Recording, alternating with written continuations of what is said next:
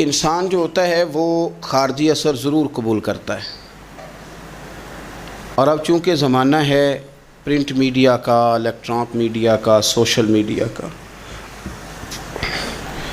تو کسی کونے میں کوئی خبر ہوتی ہے تو وہ پھیل جاتی ہے۔ چیزوں کے اچھے اثرات بھی ہوتے ہیں اور بہت زیادہ برے اثرات بھی ہوتے ہیں۔ ہماری عورتیں گھروں کے اندر بیٹھی تھیں، بہت ساری چیزوں سے آگاہ نہیں ہوتی تھیں۔ اب وہ گھر کے اندر موجود ہیں تو بہت ساری چیزیں گھر کے اندر میڈیا کے ذریعے ان تک بھی پہنچ جاتی ہیں۔ خیر کی چیزیں پہنچنا بڑا اچھا ہے، بڑا مبارک ہے، اس سے بہتری پیدا ہوتی ہے، لیکن جب شر پھیلتا ہے نا، شرارت کی جاتی ہے، تو عورت چونکہ اپنی عقل کے لحاظ سے اتنی مضبوط نہیں ہوتی جتنا کہ مرد ہوتا ہے، اور ذہن کے لحاظ سے اتنی پختہ نہیں ہوتی جتنا کہ ایک مرد ہوتا ہے، تو وہ بیچاری اس کا جب اثر قبول کرتی ہے تو وسوسوں کا شکار ہوتی ہے۔ اور پھر جس طرح آج کل جدید خواتین جدت کا لیبل لگا کے سوسائٹی میں آئی ہیں، کہتی ہیں ہم نے سیاسی، سماجی، فلاحی، ملکی، ان سب معاملات کے اندر پورا کردار ادا کرنا ہے، تو وہ چونکہ ایک حسین نعرہ لے کے آتی ہیں، تو ہماری بیٹیاں، بچیاں، بہنیں، مائیں بعض اوقات حالات کے جبر کی وجہ سے، بعض اوقات وسوسوں کی کثرت کی وجہ سے وہ کسی نہ کسی طور پر اس تکلیف کا شکار ہو جاتی ہیں، اور شیطان انہیں اپنی لپیٹ میں لیتا ہے۔ کرنے کا کام یہ ہے کہ عورتوں کو بتایا جائے کہ تمہارا اصل سبق ہے کیا، تمہارا دین کے اندر کردار کیا ہے، تمہاری فضیلت کیا ہے، حقوق کیا ہیں، تمہیں کتنا نوازا گیا ہے، اور تمہارا کردار بڑا شاندار رہا ہے۔ عورتوں کا بڑا تابناک اور خوبصورت کردار رہا ہے دین کے لیے ہمیشہ، بلکہ جتنے لوگ دین کے لیے تیار ہوئے، عالم ہوں، مجاہد ہوں، غازی ہوں، استاد ہوں، حافظ ہوں، ان سب کو تیار کرنے والی مائیں ہیں، اور وہ پوری جد و جہد کے ساتھ بھیجتیں، تیار کرتیں، محنت کرتیں۔ انہوں نے ان کی تیاری میں بھی اور آبیاری میں بھی خوب کردار ادا کیا۔ اب یہ کہ مزید آنے والی نسل میں جو ہماری بیٹیاں ہیں، ان کو ہماری جو اسلاف میں خواتین گزری ہیں، ایک تو ان کے کردار سے ہمیں آگاہ کرانا چاہیے، تاکہ بچیاں بجائے آج کی کسی جدید عورت سے جڑنے کی بجائے وہ سیدہ عائشہ صدیقہ سے جڑیں، وہ سیدہ پاک سیدہ فاطمہ الزہرا سے جڑیں، وہ جو کنیزیں ہیں حضور صلی اللہ علیہ وسلم کے دین کی، حضرت ام سلیم کے ساتھ جڑیں، حضرت ام شریک کے ساتھ جڑیں، حضرت ام عمارہ کے ساتھ جڑیں، انہوں نے جڑنا ہو تو حضرت ام سلمہ کے ساتھ جڑیں، وہ ان سب خواتین کے ساتھ ان کا تعلق مضبوط ہو۔ اور دوسرا یہ بھی ایک بات یاد رکھیں کہ 40، 50، 60 عورتیں کسی جگہ نکل کے کوئی دھما چوکڑی کرتی ہیں تو وہ 22 کروڑ کے ملک میں رہنے والی ہماری پاک ماؤں کی نمائندہ کبھی بھی نہیں ہو سکتی۔ اس لیے دنیا ان کا چہرہ دیکھ کے، بلکہ ان کا مکروہ چہرہ دیکھ کے، ہمارے گھروں میں حیا کا پردہ پہن کے بیٹھنے والی عورتوں کو اس پر کبھی بھی وہ قیاس نہ کریں۔ الحمدللہ آج بھی مائیں پاک دودھ پلاتی ہیں تو رسول اللہ کا نام جپنے والے بیٹے پیدا ہوتے ہیں۔ تو اس لیے کوئی ایسی مایوسی، کوئی ایسی کمزوری، کوئی یہ نمائندہ نہیں ہے۔ یہ تو چونکہ دنیا میں ہمارے ہاں ہوتا یہ ہے کہ کوئی بندہ کوئی فضول بات کرتا ہے تو میڈیا اس کو کوریج زیادہ دیتا ہے، تو لوگ سمجھتے ہیں پتہ نہیں کیا ہو گیا۔ ایسی کوئی بات نہیں ہے، یہ تو چند لوگ ہیں، وظیفہ خوار ہیں، خریدے ہوئے لوگ ہیں، اور ان کو جان بوجھ کے لا کے یہاں مسلط کیا جاتا ہے، معاذ اللہ پاکستان کی شکل دکھانے میں کچھ اپنے اس میں ملوث ہوتے ہیں، تاکہ ایک بگڑی ہوئی صورت لوگوں کے سامنے پیش کی جائے۔ یہ وطن ہے داتا علی اجویری کا اور بابا فرید الدین مسعود گنج شکر کا، یہ اللہ والوں کا وطن ہے، یہ حضرت محدث اعظم پاکستان کا وطن ہے۔ اس کے اندر اس طرح کے لوگ کس طرح پنپ سکتے ہیں؟ کوئی ان کا وجود نہیں۔ تو قرآن حکیم نے ہمیں کہہ دیا کہ جو بھی نیک عمل کرے وہ مرد ہو یا عورت ہو، تخصیص کوئی نہیں، ہو مومن، مرد ہو چاہے عورت ہو، فَلَنُحْيِيَنَّهُ حَيَاةً طَيِّبَةً، ہم اسے پاکیزہ زندگی عطا فرمائیں گے۔ اللہ کے پیارے رسول صلی اللہ تعالیٰ علیہ وسلم نے ارشاد فرمایا، حضور علیہ السلام ارشاد فرماتے ہیں کہ مختصر سی بات ہے، مسند امام احمد بن حنبل میں، انسان کے لیے جنت میں چلے جانا نا بہت بڑی کامیابی ہے۔ کیوں؟ اس لیے کہ اللہ کا دیدار بھی جنت میں اور مدینے والے محبوب کا قرب بھی جنت میں نصیب ہوگا۔ رسول کائنات علیہ السلام کے قرب میں بھی جگہ وہیں جنت میں ملے گی، وہیں سب اللہ والوں کی زیارت ہے، وہیں سب کے لیے انعامات ہے، وہیں سب کا بسیرا ہے۔ قرآن مجید نے کہا اصحاب الجنتی ہم الفائزون، اصحاب الجنتی ہم الفائزون، یہ جو جنتی ہیں یہ کامیاب لوگ ہیں۔ تو نبی پاک صلی اللہ علیہ وسلم نے مختصر بات ارشاد فرمائی مسند امام احمد بن حنبل میں، حضور فرمانے لگے عورت 5 نمازیں پڑھے، اپنے روزوں کی حفاظت کرے، یعنی رمضان کے روزے رکھے، فرمایا اپنے خامند کی اطاعت کرے، نماز روزے کی پابندی کرے، خامند کی اطاعت کرے اور اپنی شرمگاہ کی حفاظت کرے، تو حضور فرماتے ہیں پھر قیامت والے دن نہ اس کے لیے جنت کھول دی جائے گی، وہ جس دروازے سے چاہے جنت میں داخل ہو جائے۔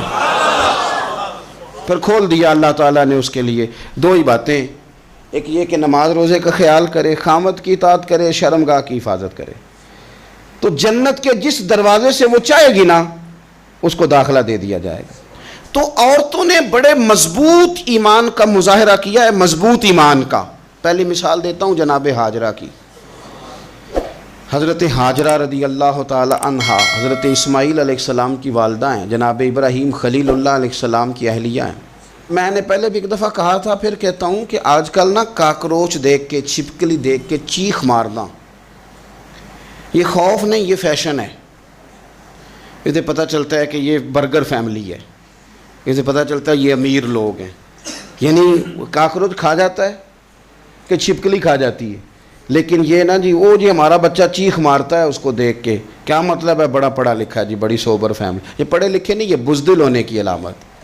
کمزور پڑنا، ڈرنا، خوف کھانا، اللہ تبارک و تعالیٰ پر ایمان رکھتے ہوئے توکل میں کمزوری کرنا، معاذ اللہ۔ مسلمان کا تو یہ نظریہ نہیں نہ ہوتا، اور مسلمان عورتوں کا ہر وقت رونا کہ نصیب پتہ نہیں کیسے ہوں گے، پتہ نہیں کیا بنے گا، میرا تو کچھ بن ہی نہیں رہا، جب بات کرنا رو کے کرنا، جب سنانا دکھ ہی سنانا۔ یہی حال ماں کا ہے، یہی بہن کا ہے، یہی بیٹی کا ہے، الا ماشاءاللہ کچھ اچھی بھی ہیں۔ تو اس قدر زیادہ کمزور نظریات مسلمان عورتوں کے نہیں ہوتے۔ اور پھر ساری زندگی اگر یاد کرنا ہے تو دکھ یاد کرنا ہے، سکھ نہیں یاد کرنا۔ زندگی کے اندر جہاں کسی جگہ آزمائش آئی اس کا ذکر روز کرنا ہے، اور جو آسانی آئی ان کو بھول جانا ہے۔ حضرت ہاجرہ کو جناب ابراہیم خلیل اللہ علیہ السلام چھوٹا سا بیٹا دے کے وادی غیر ذی زرعین میں چھوڑ آئے، اتنی سی کھجوریں، ایک مشکیزہ پانی کا۔ اس خاتون کو وہاں کھڑا کیا، دور دور تک آبادی کوئی نہیں، جنگل کا سما ہے، پرندے تک آ کے نہیں چہکتے، کوئی چیز نہیں دنیا کی، لیکن ایمان اس کو کہتے ہیں، طاقت اس کو کہتے ہیں، کلمہ پڑھنے کے بعد کھڑا رہنا اور اپنے توکل کو مضبوط رکھنا اس کو کہتے ہیں۔ حضرت ابراہیم واپس لوٹ رہے تھے تو جناب ہاجرہ نے ایک سوال پوچھا، بس ایک۔ جناب ہاجرہ عرض کرتی ہیں اللہ کے خلیل، یہ اپنی مرضی سے چھوڑ کے جا رہے ہو کہ رب کا حکم ہے؟ میرے مالک کی میرے بارے میں یہی فیصلہ ہے، یہی رضا ہے، یا آپ اپنی مرضی سے چھوڑ کے جا رہے ہیں؟ تو جناب خلیل علیہ السلام فرمانے لگے ہاجرہ نہیں، یہ رب کا فیصلہ ہے، یہ اللہ کی رضا ہے۔ تو آپ کو بخاری میں یہ لفظ ملیں گے، جناب ہاجرہ کہنے لگی پھر آپ فکر نہ کریں، اگر رب کا یہ حکم ہے تو پھر میرا رب ہمیں کبھی بھی ضائع نہیں کرے گا۔ یہ مضبوطی ایمان کی، یہ مضبوطی، رب پھر ہمیں کبھی ضائع۔ او میرے ملت کی بیٹیوں اور بہنوں، ساری امیدیں خامن سے کیوں لگاتی ہو؟ ساری امیدیں بیٹے اور بھائی سے کیوں لگاتی ہو؟ ساری امیدیں دنیا سے کیوں لگاتی ہو؟ اس طرح کرو، اپنی ساری امیدیں اپنے رب کے ساتھ وابستہ کرو، رب کی رضا پہ، رب کے فیصلوں پہ راضی رہنا سیکھو۔ اگر تم یہاں ٹھہر گئی نا تو تمہارے پھر آنسو بہیں گے ضرور پر اللہ کی بارگاہ میں، پھر تمہاری دعائیں کے لیے ہاتھ اٹھیں گے ضرور پر اس کا کرم طلب کریں، پھر کمزور باتیں نہیں کرو گے۔ جس طرح ایمان عورتوں کا مضبوط تھا، اسی طرح ہماری جو اسلاف میں خواتین گزری ہیں، صحابیات، ان کا نا تبلیغ کا جذبہ بھی بڑا مضبوط تھا، بڑا مضبوط تبلیغ کا جذبہ۔ حضرت ام شریک رضی اللہ تعالی عنہا قبیلہ بنو عامر سے تعلق رکھتی تھی، پر مکے میں آئی ہوئی تھی، گھر گھر جا کے رسول اللہ کا دین بتاتی۔ ان دنوں میں نہیں جن دنوں میں پھول پھینکے جاتے ہیں تبلیغ کرنے والوں پر، جن دنوں میں نعرے لگتے ہیں ان دنوں میں نہیں، ان دنوں میں جب چھپ چھپ کے لوگ دین کی بات کرتے تھے۔ حضرت زید بن ارقم رضی اللہ تعالیٰ عنہ کے گھر میں لوگ بیٹھ کے دین سیکھتے تھے. یہ خاتون مجھے آج کہہ لینے دیں یار, مجھے کہہ لینے دیں, ووٹوں کی ضرورت ہو تو عورتیں گھر گھر چلی جاتی ہیں, ایک سیٹ کی ضرورت ہو تو بیویوں کو گھر گھر بھیج لیا جاتا ہے.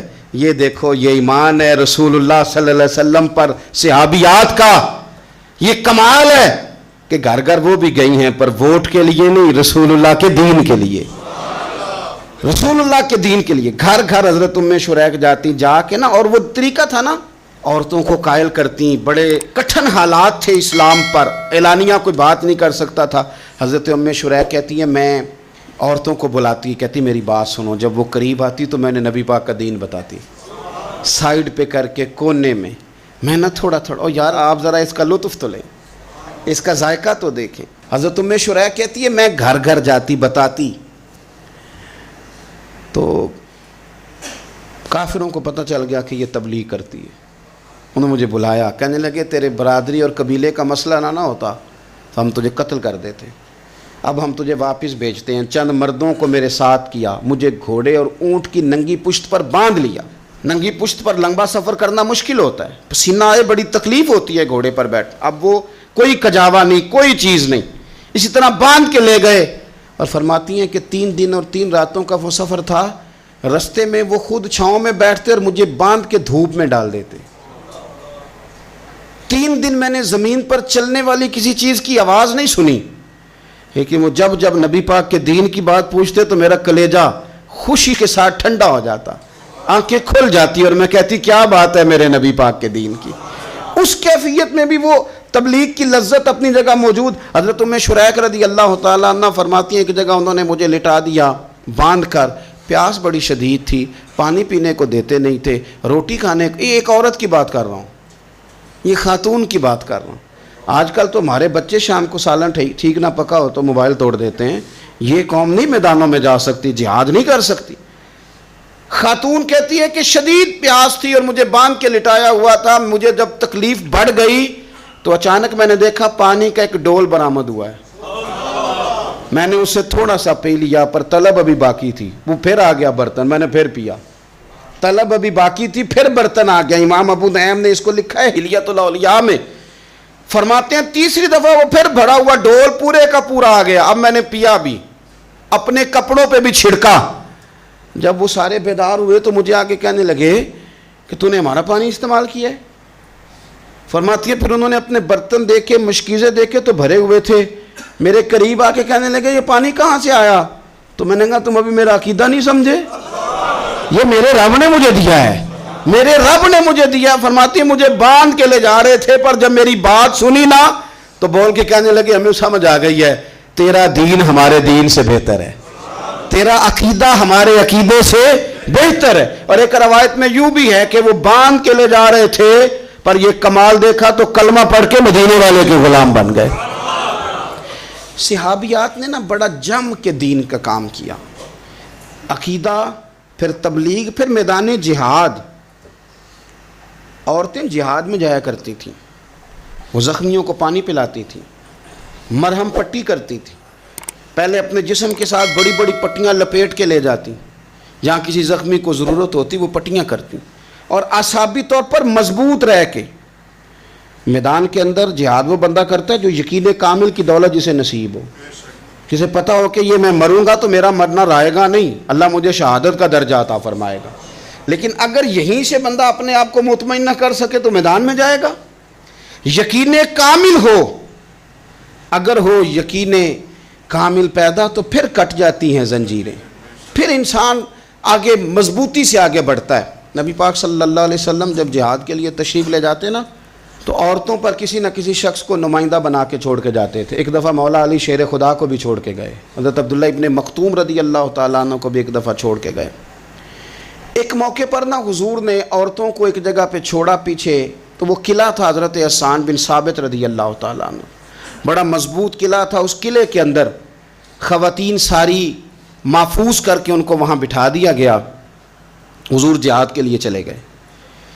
اب وہاں قلعے میں عورتوں کو اس لیے رکھا گیا تھا کہ یہاں یہودی بھی ہیں, تو ایسا نہ ہو کہ ہم باہر لڑیں تو وہ اندر سے کوئی شرارت کر دیں, لہٰذا عورتیں محفوظ رہیں.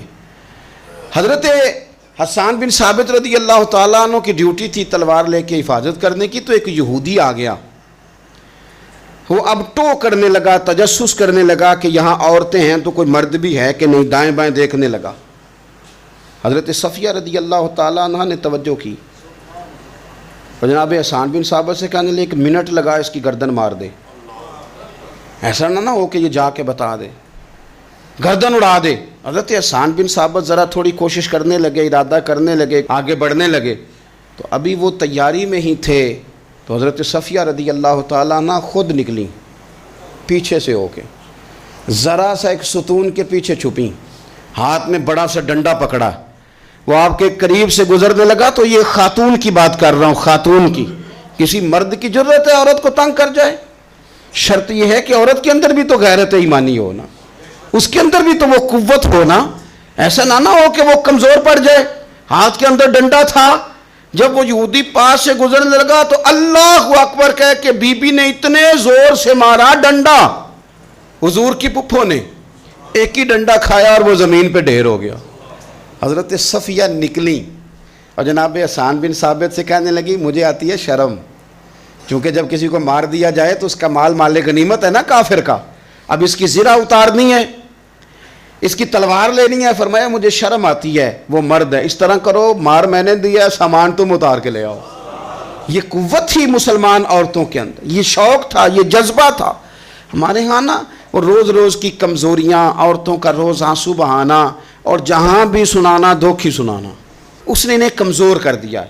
آپ کے ذہن پہ چیزیں سوار ہو جاتی ہیں نا، تو یہ جو مرد زیادہ رہتے ہیں نا عورتوں کے ساتھ، زیادہ وقت گزارتے ہیں، زیادہ داستانیں سنتے ہیں، ان میں وہ ساری چیزیں پیدا ہو جاتی ہیں۔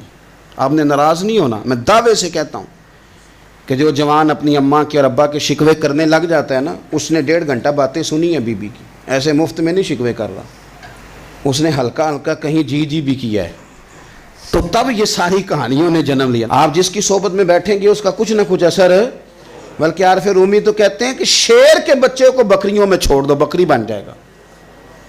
شیر کے بچے کو بکریوں میں چھوڑو، وہ بکری ہے، اس لیے کہ شیروں کی صحبت بندے کو شیر بناتی ہے۔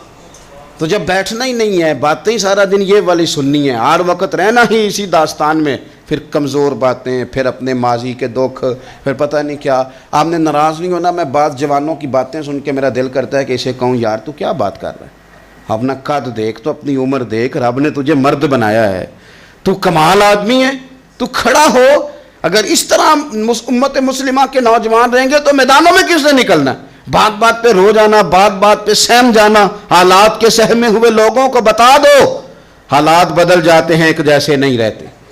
آپ کی طبیعت میں دلیری اور وقار ہونا چاہیے۔ حضرت اسماء بنت ابی بکر صدیق، حضرت صدیق اکبر رضی اللہ تعالی عنہ کی وہ صاحبزادی ہیں جو حضرت عائشہ کی بڑی ہمشیرہ ہیں۔ رات کو غار ثور میں مرد جاتے ڈرتے ہیں، آج بھی ڈرتے ہیں، اور جناب اسماء نبی پاک کی روٹی لے کے جایا کرتی تھی۔ پھر اللہ نے ان کو بیٹا دیا، حضرت عبداللہ بن زبیر، یہ حضور کی پھپھی کے نواسے ہیں۔ حضرت زبیر بن عوام عشرہ مبشرہ صحابی ہیں، ان کے بیٹے ہیں، اور یہ وہ خوش بخت جوان ہے جس کو گٹی نبی پاک نے اپنے لعاب دہن سے عطا فرمائی۔ یزیدی فوجوں کے خلاف امام حسین کے بعد جو آدمی باقاعدہ مرتب فوج کے ساتھ میدان میں آئے وہ حضرت عبداللہ ابن زبیر ہیں، مرتب کر کے اپنا لشکر لے کے نکلے۔ حضرت اسماء بوڑھی ہو گئی تھی، 90 سال عمر تھی، نظر نہیں آتا تھا۔ حضرت عبداللہ ابن زبیر جب لڑے یزیدی فوجوں کے خلاف تو کچھ ساتھی شہید ہو گئے، کچھ کے قدم پیچھے ہٹ گئے۔ حضرت عبداللہ ابن زبیر ماں کے پاس آئے اور ماں سے آ کے کہتے ہیں اماں میرے کچھ ساتھی کمزور پڑ گئے، کچھ شہید ہو گئے، اور یہ بڑے سخت لوگوں کی فوج سے ہمارا مقابلہ ہے، تو اس وقت تیرے ساتھ کوئی خدمت گزار نہیں، میں تیرا اکیلا سہارا ہوں، ماں تو بتا میں کیا کروں، آگے جاؤں کہ واپس مڑوں؟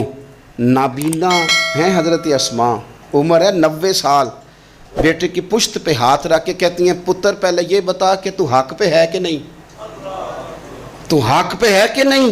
ان ماؤں کی گود میں اسلام پلا کرتا تھا، حق پہ ہے کہ نہیں؟ تو حضرت عبداللہ ابن زبیر کہنے لگے اماں میں حق میں ہوں۔ تو حضرت اسماء کہنے لگے پتر پھر میدان میں جا، اور میرا پتر ایک میرے ساتھ وعدہ کر، کوئی بھی تیر پشت پہ نہ کھانا، سارے سینے پہ کھا کے آنا۔ حضرت عبداللہ ابن زبیر عرض کرنے لگے اماں یہ بڑے ظالم قسم کے دشمن ہیں، یہ آنکھیں نکال دیتے ہیں، ہونٹ کاٹ دیتے ہیں، جسم کے ٹکڑے ٹکڑے کرتے، تو سہ لے گی؟ کیا جواب ہے، کیا طاقت ہے، کیا ہمت ہے۔ حضرت اسماء فرمانے لگی پتر بکرے کو نہ صرف ذبح ہوتے وقت تکلیف ہوتی ہے، کھال اترتے وقت کوئی تکلیف نہیں ہوتی، جا میرا بیٹا میدان میں۔ حضرت عبداللہ ابن زبیر شہید کر دیے گئے، ان کی لاش مبارک مکہ مکرمہ کے چوک میں جنت المعلہ کے پاس لٹکا دی گئی۔ حجاج بن یوسف نے حضرت اسماء کو بلایا اور بلا کے کہنے لگا تجھے پتہ ہے تیرا بیٹا لٹکا ہوا ہے؟ فرمانے لگی ہاں مجھے پتہ ہے، یہ بچپن سے ہی شاہ سوار ہے، یہ گھوڑوں پہ رہنا ہی پسند کرتا تھا۔ اور پھر کیا جملہ کہا، حجاج کے لوگ کہتے ہیں یہ فوجوں میں اور تلواروں کی جھنکار میں کبھی نہیں کانپا تھا، پر حضرت اسماء جو نابینا ہیں ان کے جملوں نے نرزہ طاری کر دیا۔ فرمانے لگی حجاج میرا پتر لٹک گیا ہے، کہیں تیرے آگے جھکا تو نہیں نا؟ لٹک ہی گیا ہے، جھکا تو نہیں میرا پتر؟ 14 دن تک لٹکے رہے، لاش مبارک لٹکی رہی، لیکن حضور کا لعاب دہن تھا نا، لوگ کہتے ہیں قریب سے گزرتے تھے تو دور دور تک خوشبوئیں پھیلی ہوئی، دور دور تک۔ مائیں ایک صحابیہ ہے، نام ہے ام عمارہ، جنگ احد میں زخمیوں کو پانی پلاتی، اپنے 2 بیٹے اپنا شوہر لے کے احد میں آئیں، زخمیوں کو پانی پلاتی ہیں، مرہم پٹی کرتی ہیں۔ اچانک جنگ کا پانسا پلٹ گیا، وہ درے پہ جو لوگ حضور نے مقرر کیے تھے وہ غلط فہمی کی وجہ سے درہ چھوڑ گئے، حالات اور ہو گئے، عجیب سا ماحول ہو گیا۔ پھر یہ بھی افواہ پھیلا دی گئی کہ معاذ اللہ حضور شہید کر دیے گئے، لوگوں کے حوصلے بڑے اور رنگ اختیار کرنے لگے، حضور کے گرد تھوڑے سے لوگ رہ گئے۔ او میرے بھائیوں، او ملت کی بیٹیوں بہنوں، یہ ہے تمہارا انداز دین کی خدمت میں، یہ خواتین کا انداز ہوتا ہے۔ حضرت ام عمارہ پہلے زخمیوں کی مرہم پٹی کرتی تھی، اب سارا کچھ پھینک دیا، تلوار لی اور جا کے نا حضور کے گرد کھڑی ہو گئی، کہنے لگی آئے نا کون آتا ہے میرے کریم کے پاس، آ کے دکھائے نا کوئی، اساں کیتی ہے جان حوالے رب دے، ایسا عشق کمایا ہے اسی مرن تو اگے ہی مر گئے باہو، اساں تا مطلب نو پایا ہے، آ کے کھڑی ہو گئی۔ حضور فرماتے ہیں میں دائیں دیکھتا تھا تو ام عمارہ ہوتی تھی، میں بائیں دیکھتا تھا تو ام عمارہ ہوتی تھی، آگے دیکھتا تھا تو ام عمارہ، پیچھے ام عمارہ۔ حضور فرمانے لگے تو بہت سارے لوگوں سے سبقت لے گئی ہے، تو بڑے سارے لوگوں سے آگے نکل گئی ہے، ان کو زخم لگ رہے ہیں، تیر آ رہے ہیں، پر خاتون ہو کے ڈٹی ہوئی ہیں، رسول اللہ صلی اللہ علیہ وسلم کے سامنے کھڑی، حضور پر آنے والے تیر اپنے وجود پہ لیتی ہیں۔ او میرے عزیز، رسول پاک علیہ السلام نے فرمایا تجھے رب نے بڑا حوصلہ دیا ہے، اتنا گہرا زخم بازو میں آیا کہ غار بن گئی، غار۔ اللہ کے پیارے محبوب نے نظر کرم فرمائی، حضور نے فرمایا کچھ مانگ لے، کہنے لگی سونیا اگر میری خدمت قبول ہے تو دعا کر دیں اللہ قیامت کے دن بھی آپ سے دور نہ کرے، رب دور نہ کرے۔ حضور نے دعا کر دی، اے اللہ اس کو اور اس کے خاندان کو قیامت میں بھی میری رفاقت دینا۔ حضور کی دعا سنی تو باہر نکلی، فرمانے لگی لوگو لو پھر میں نے اپنا مقصد پا لیا ہے، میں کامیاب ہو گئی ہوں، اب دنیا کی کوئی مصیبت بھی میرے اوپر آئے تو مجھے کوئی پرواہ نہیں، اس لیے کہ مدینے والے نے یہاں بھی کرم فرما دیا ہے، وہاں بھی کرم فرما دیا ہے۔ یہ طاقتیں تھیں ان خواتین کے۔